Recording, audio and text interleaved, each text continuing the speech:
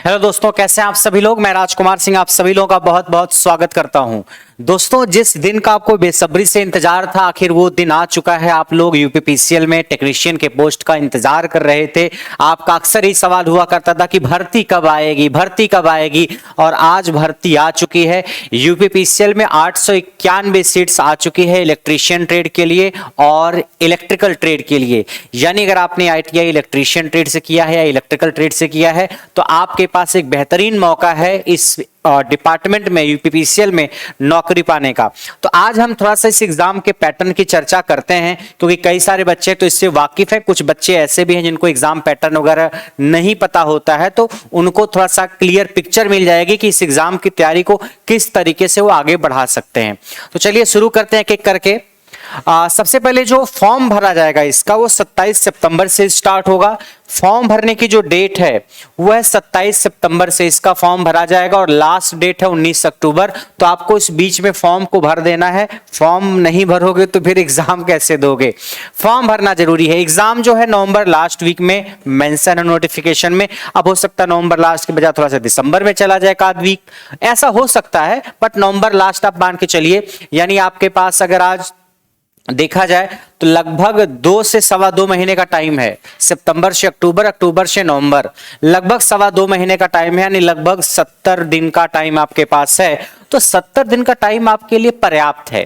अगर आपने थोड़ा बहुत पहले पढ़ रखा है, आप साल 2 साल से तैयारी कर रहे हो या कभी आपने तैयारी की है, तो इस 70 दिन में आप अपने आप को बेहतरीन तरीके से मेहनत करके उस मुकाम तक जरूर पहुंचा सकते हो जहां से आपका सिलेक्शन हो सकता है।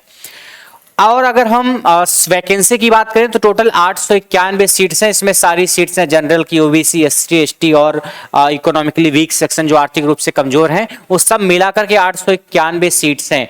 उम्र जो होनी चाहिए आपकी न्यूनतम 18 साल, अधिकतम 40 साल, ये होनी चाहिए 1/1/2022, यानी 1 जनवरी 2022 तक काउंट होगा। इस डेट को अगर आप 18 साल के हो गए हो तो आप फॉर्म भर सकते हो। इस डेट को अगर आप 18 साल से कम हो तो आप फॉर्म नहीं भर सकते। इस डेट को 1 जनवरी 2022 को अगर आप 18 साल के हो गए हो तो फॉर्म आप भर सकते हो। 18 साल के नहीं हुए हो तो फॉर्म नहीं भर सकते। इस डेट को अगर आप 40 साल से ज्यादा हो गए हो तो भी आप फॉर्म नहीं भर सकते। ये जो है आपकी एज 18 से 40 साल। बाकी क्वालिफिकेशन जो होनी चाहिए, आपके पास 10th होना चाहिए। उसमें क्या होना चाहिए, मैथ और साइंस, यानी गणित और विज्ञान 10वीं क्लास में होना जरूरी है, तभी आप इस फॉर्म को फिल कर सकते हो। ठीक है। उसके अलावा आईटीआई आपके पास होना चाहिए इलेक्ट्रीशियन ट्रेड में और इलेक्ट्रिकल ट्रेड में। तो आपके पास आईटीआई भी होना चाहिए। किस किस ट्रेड में आईटीआई होना चाहिए, इलेक्ट्रीशियन ट्रेड में या फिर इलेक्ट्रिकल ट्रेड में। इन दोनों में से किसी भी ट्रेड में अगर आपने आईटीआई कर रखा है और आपने 10th कर रखा है गणित और विज्ञान से, तो आप बिल्कुल इस फॉर्म को फिल कर सकते हैं। दूसरा सवाल बच्चे ये पूछते हैं कि क्या सर हमारा आईटीआई एससीवीटी से है तो कोई दिक्कत। आपका आईटीआई चाहे स्टेट वाला हो, चाहे नेशनल वाला हो, चाहे एससीवीटी से हो, चाहे एनसीवीटी से हो, किसी से भी हो, आप फॉर्म फिल कर सकते हो। फॉर्म भरने में कोई दिक्कत नहीं। अगला सवाल आता है कि क्या ट्रिपल सी का सर्टिफिकेट होना चाहिए। यूपीपीसीएल के लिए ट्रिपल सी के सर्टिफिकेट की कोई जरूरत नहीं है। सर मेरे पास है तो क्या मैं नहीं भर सकता। अरे है तो भर सकते हो, कोई दिक्कत नहीं। जरूरत नहीं है मतलब रिक्वायर्ड नहीं। अगर आपके पास है तो भी कोई दिक्कत नहीं, नहीं है तो भी कोई दिक्कत नहीं। वो मांगेगा नहीं आपसे कि ट्रिपल सी का सर्टिफिकेट लगाइए।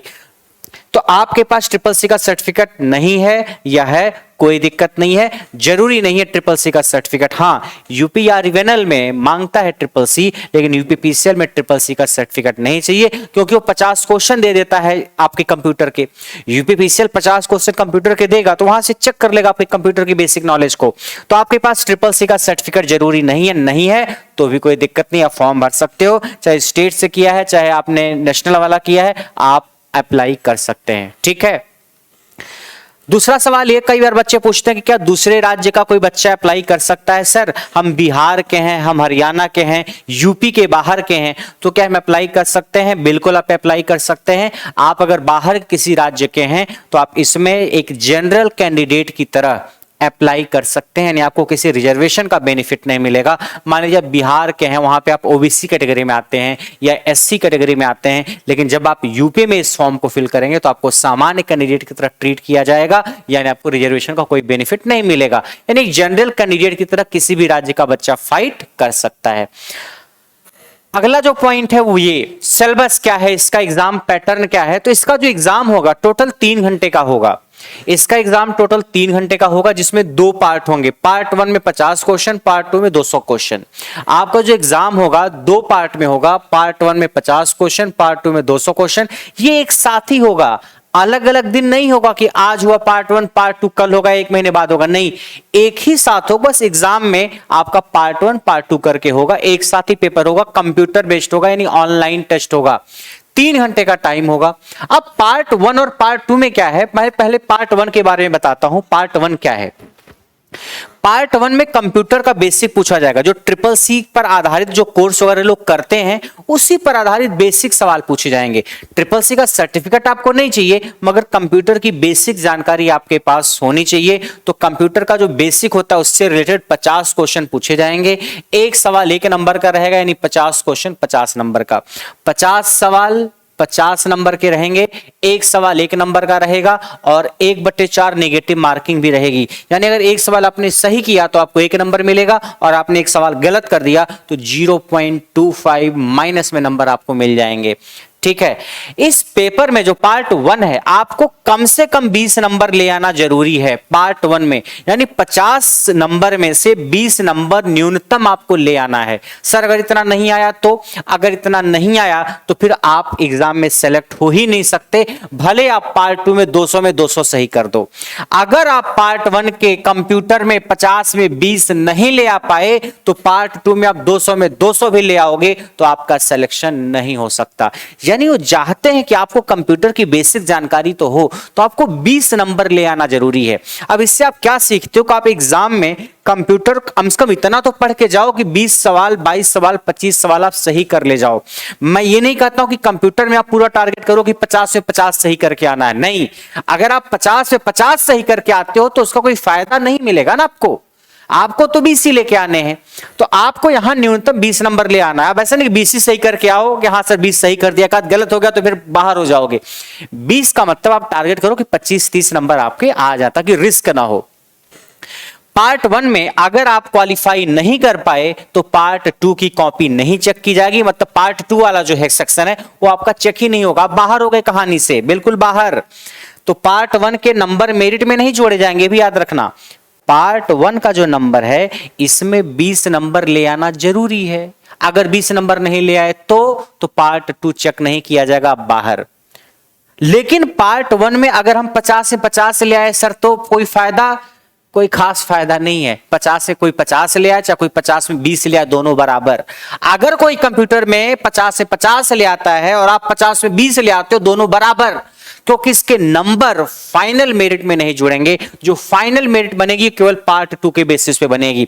यानी यह कहने का मतलब है अगर आप इधर 20 नंबर ले आ गए उसके बाद आपका ध्यान पार्ट 2 पे होना चाहिए। अगर आप इधर 20 नंबर ले आ पा रहे हो तो आपका ध्यान फिर पार्ट 2 पे होना चाहिए। इधर कोई 20 ले आए कोई 50 ले आए, दोनों बराबर, क्योंकि मेरिट आपकी बनेगी इससे, मेरिट आपकी पार्ट 2 से बनेगी।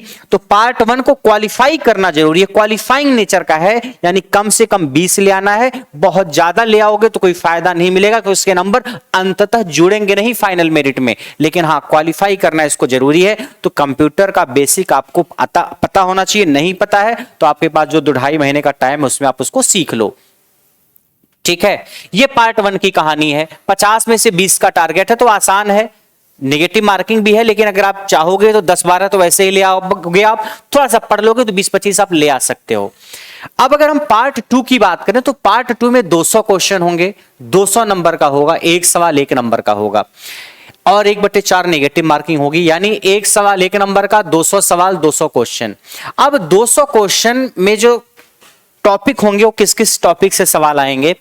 200 में से 150 सवाल तो आपके टेक्निकल का होगा, आपकी ट्रेड का, आपकी जो इलेक्ट्रीशियन ट्रेड है, इलेक्ट्रिकल ट्रेड है, उससे सवाल होगा, यानी केवीएल केसीएल से सवाल होगा, एसी डीसी सब सवाल होगा, इक्विवेलेंट रेजिस्टेंस से सवाल होगा, जो बेसिक चीजें रेजिस्टेंस कलर कोडिंग से सवाल होगा, रजिस्टर इंडक्टर कैपेसिटर इन सब से सवाल होगा, ट्रांसमिशन डिस्ट्रीब्यूशन से सवाल होगा, आपका कोरोना से सवाल होगा, सैग से सवाल होगा, और बिजली जनरेट कैसे करते हैं, इलेक्ट्रिसिटी का उत्पादन कैसे करते हैं, ट्रांसमिशन कैसे करते हैं, इन सब सारी चीज़ों से संबंधित सवाल आपका होगा।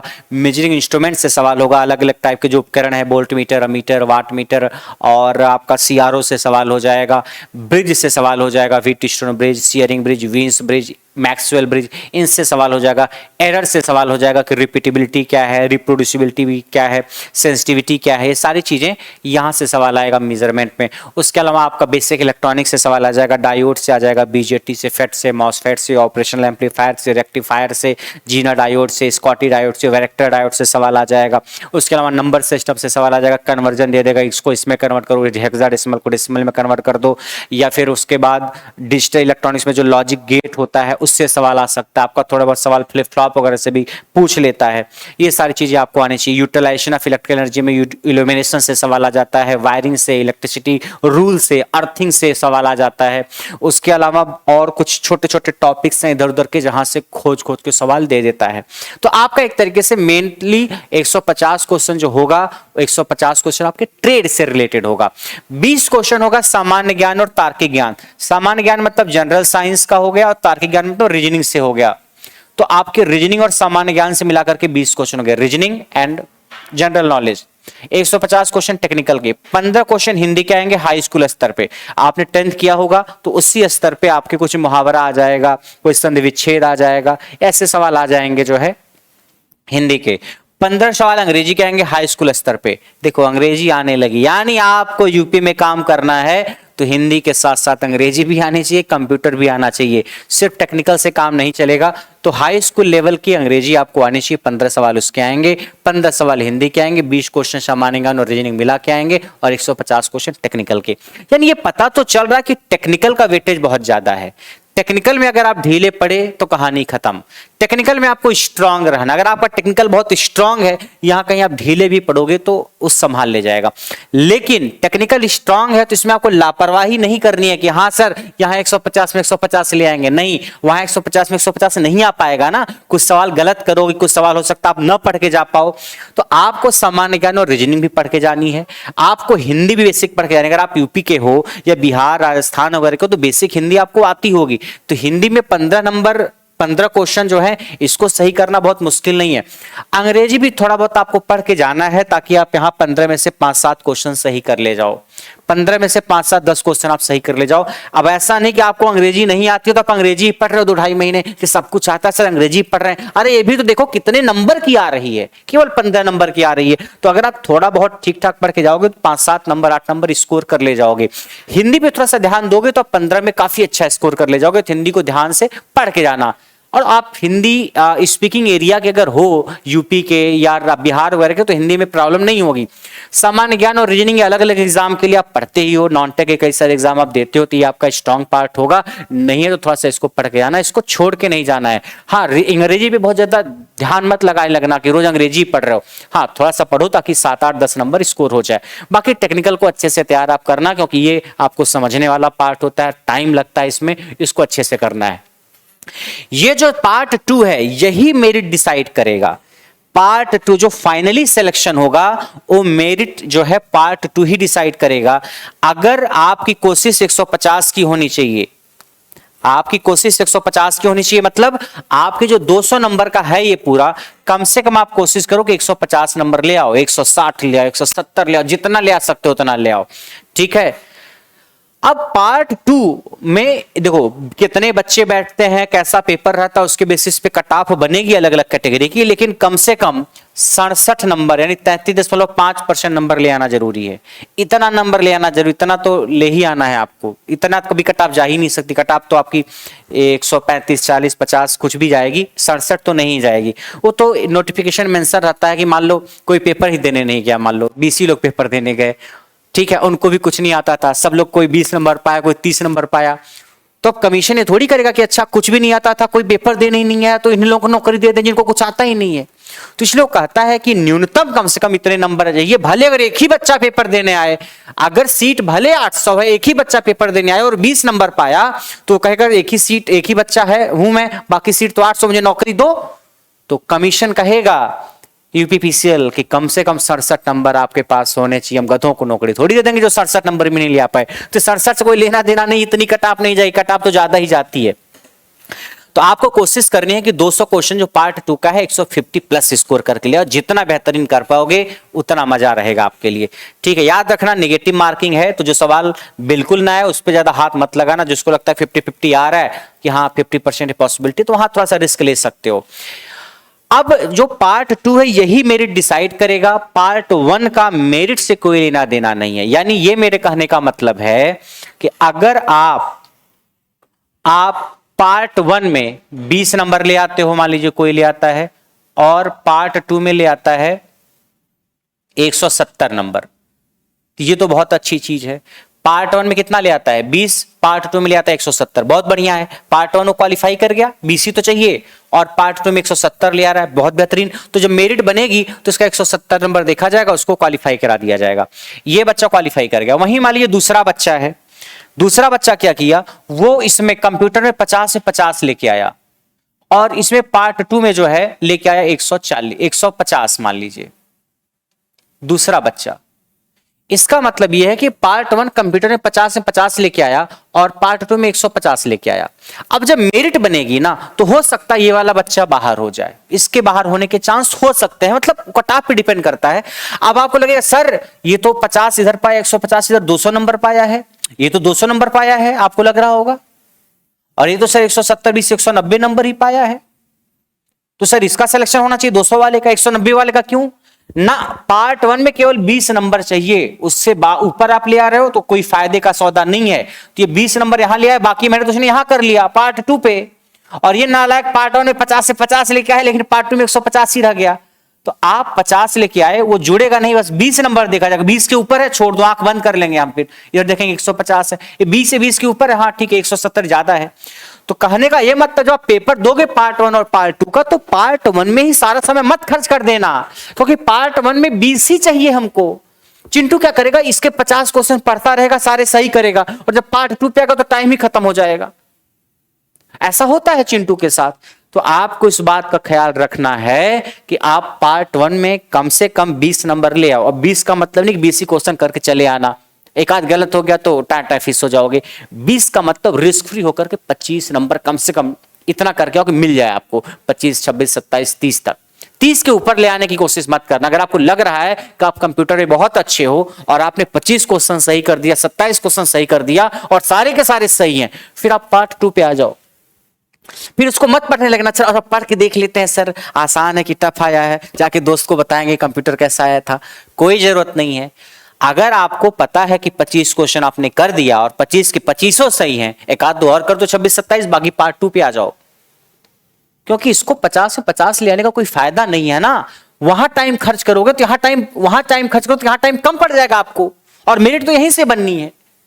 अब कोई तुक्का ही मार रहा है, 50 में 20 मार दिया, अब 20 कौन सही कौन गलत, कितना सही कितना गलत नहीं पता है, फिर तो आप 30-35 कर सकते हो। लेकिन अगर आपको पता है कि आपके 20 नंबर आ रहे हैं, 25 नंबर आ रहे हैं, फिर आप पार्ट 2 पे चले जाओ। हाँ 20 पे लेकिन मत अटक जाना, रिस्क है ना। मान लीजिए 2 सवाल कुछ ऊपर नीचे हो गया, या कमीशन ने उसका आंसर कुछ और मान लिया, तो आप इसमें 25 नंबर अपने हिसाब से लिख जाना, 25 26 27 नंबर, ठीक है। तो टाइम आपको इस पे उतना ही देना है जिससे आप इसमें 20 नंबर का बैरियर क्रॉस कर जाओ, बाकी ध्यान आपको इस पे देना है। अगर आप पार्ट 1 क्वालिफाई कर गए 20 के बाद, बाकी इसका कोई मतलब नहीं, फिर नंबर यही जुड़ेगा। अगर कोई इसमें 50 से 50 लेके आए और इसमें आपका वो नंबर कम लेके आए, कोई फायदा नहीं, वो क्वालिफाई ही नहीं होगा। और अगर आप इधर 200 में 200 लेके आ गए पार्ट 2 में, 200 में 200, और इधर लेके आए 18 नंबर पार्ट 1 में, पार्ट 1 में केवल 18, इधर 200 में 200, कॉपी ही नहीं चेक होगी, कहोगे सर 200 में 200 कोई नहीं ले आया आज तक, हमको दे दो नौकरी, नहीं मिलेगी, 18 ही रह गए, बिना कंप्यूटर के काम कैसे चलेगा। चीजें अब टेक्नोलॉजी बेस्ड होने लगी हैं। तो याद रखना दोनों को किस हिसाब से पढ़ना है, कैसे तैयारी करनी है। यानी कंप्यूटर को नेग्लेक्ट नहीं करना है, लेकिन कंप्यूटर पे सारी एनर्जी उड़ेल नहीं देनी है आपको, इस बात का आपको ध्यान रखना है, ठीक है। बाकी आपको बैच से रिलेटेड कोई क्वेरी है तो आप मैसेज करके पूछ सकते हैं। बैच आपका करियर लैब पे चल रहा है। कैसा बैच चल रहा है? एक तो थ्योरी का बैच चल रहा है और एक प्रैक्टिस बैच चल रहा है। एक आईटीआई इलेक्ट्रीशियन का थ्योरी बैच चल रहा है जिसमें जितना भी टेक्निकल हिस्सा है वो सारा का सारा चल रहा है। ये बैच आपके एग्जाम के पहले बड़े आराम से कंप्लीट हो जाएगा, क्योंकि ये बैच जो है रिकॉर्डेड प्लस लाइव है। यानी हर एक टॉपिक के रिकॉर्डेड वीडियोज अवेलेबल हैं, रिकॉर्डेड वहां पे डाली गई हैं, और साथ ही साथ ढूंढ ढूंढ के वो टॉपिक जो पहले नहीं पढ़ाए गए या जो इंपॉर्टेंट है एग्जाम के हिसाब से, वो नए नए टॉपिक कराए जा रहे हैं। तो आपको रिकॉर्डेड हर एक टॉपिक, बेसिक इलेक्ट्रिकल का, मैग्नेटिक सर्किट का, ट्रांसफार्मर का, सोल्डरिंग का, इलेक्ट्रिकल अप्लायंसेज का, इलेक्ट्रॉनिक्स का, सारा रिकॉर्डेड सेगमेंट के हिसाब से बना हुआ है। और लाइव क्लासेज भी चल रही हैं, और लाइव क्लासेज में ढूंढ ढूंढ के वो पढ़ा रहे हैं जो रिकॉर्डेड में नहीं है। इसका मकसद है कि आपको ज्यादा से ज्यादा कंटेंट मिले ताकि आप एग्जाम में बेहतर कर पाओ। तो आपको ये सोचने की जरूरत नहीं कि सिलेबस कंप्लीट हो पाएगा कि नहीं, क्योंकि हर टॉपिक की वीडियो ऑलरेडी रिकॉर्डेड अपलोडेड है। और लाइव क्लास में आप आओ, अगर आपको कोई डाउट है तो आपको डाउट पूछ सकते हो। आपको लग रहा है सर ये टॉपिक रिकॉर्डेड में नहीं है, इसको पढ़ाइए, तो वही सब रिकॉर्डेड में जो नहीं है कुछ टॉपिक, वो लाइव में पढ़ाया जा रहा है। जो हो सकता है एग्जाम में कभी कभार आता हो, उसको पढ़ाया जा रहा है। यानी लाइव और रिकॉर्डेड मिलाकर के आपको बेहतरीन कंटेंट मिलेगा। एक थ्योरी बैच चल रहा है और एक practice batch. Practice batch complete live होगा, ठीक है। लाइव का मतलब इसको बैच को स्टार्ट हुए 10 दिन हो गया है, तो इसमें क्लासेज हो गए 10-12 क्लासेज। इस प्रैक्टिस बैच को भी आपके यूपीपीसीएल के एग्जाम तक यूपीपीसीएल के साथ से पूरी तैयारी करवा दी जाएगी। इसमें जो है क्लासेज आपकी हर दिन 1.5 घंटे के आसपास की क्लासेज हो रही है, 1.5 से 2 घंटे होंगी। आपका एग्जाम जैसे जैसे पास आता रहेगा। इसमें हम जितने भी इंपॉर्टेंट क्वेश्चन हैं आईटीआई इलेक्ट्रीशियन के, जो कुछ प्रीवियस ईयर के क्वेश्चन है, कुछ नए क्वेश्चन है, कुछ क्वेश्चन जो यूपीपीसीएल के हिसाब से आ सकते हैं, कुछ क्वेश्चन जो कई बार जेईई के एग्जाम से उठा लेते हैं और आपके एग्जाम में पूछे जाने की संभावना रहती है, इन सारे क्वेश्चन को हम इस प्रैक्टिस बैच में कवर करेंगे। प्रैक्टिस बैच में क्या होगा, कोई सवाल जैसे हमने लिखा, सवाल आपके बाइलिंगुअल होंगे। जैसे कोई सवाल है स्मार्ट बोर्ड पे, प्रैक्टिस बैच की क्लास स्मार्ट बोर्ड पे चल रही है, इसमें कोई सवाल हिंदी इंग्लिश दोनों भाषाओं में लिखा रहेगा।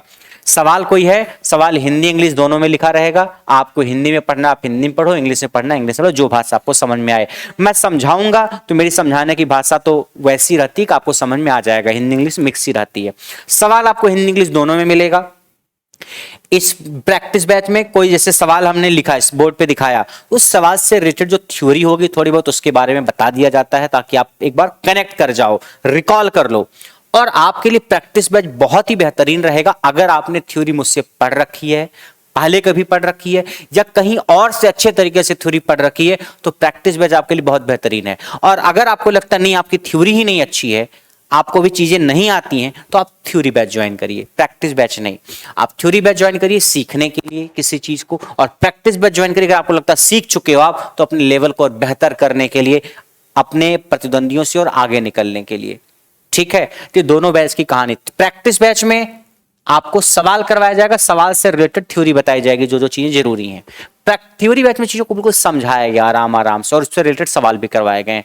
यानी आपको पहले ये बैच ज्वाइन करना चाहिए, और अगर ये चीज आपकी क्लियर है फिर आपको ये ज्वाइन करना चाहिए। ये बैचेज करियर लैब पे चल रहे हैं।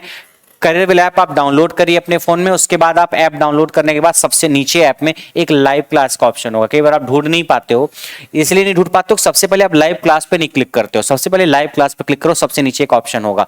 लाइव क्लास पे क्लिक करते ऊपर अलग अलग एग्जाम का सेक्शन आएगा, उसमें आईएएस पीसीएस रेलवे का सेक्शन बना होगा। थोड़ा और दाएं जाओगे आप तो जेईई एंड आईटीआई एग्जाम का एक सेक्शन आएगा, उस पर क्लिक कर देना। आप उस पर क्लिक करते ही जितने भी जेईई और आईटीआई के बैचेस चल रहे हैं आपको दिखेंगे। वहीं पे आईटीआई इलेक्ट्रीशियन एंड टीजी2 का बैच दिखेगा जो कि थ्योरी बैच है। वहीं पे आईटीआई इलेक्ट्रीशियन का प्रैक्टिस बैच दिखेगा, आप उसको देख सकते हो। उस पे जाकर के आप वहां बाई कर सकते हो। इंट्रो वीडियो है जिसमें बैच की सारी जानकारी दी हुई है, उसको भी आप देख सकते हो। बाकी और कोई बैच से रिलेटेड क्वेरी है तो आप इस पे मैसेज करके पूछ सकते हो। ठीक है, तो प्रैक्टिस बैच आपके एग्जाम तक आपके यूपीपीसीएल के हिसाब से बिल्कुल कंप्लीट कर दूंगा मैं।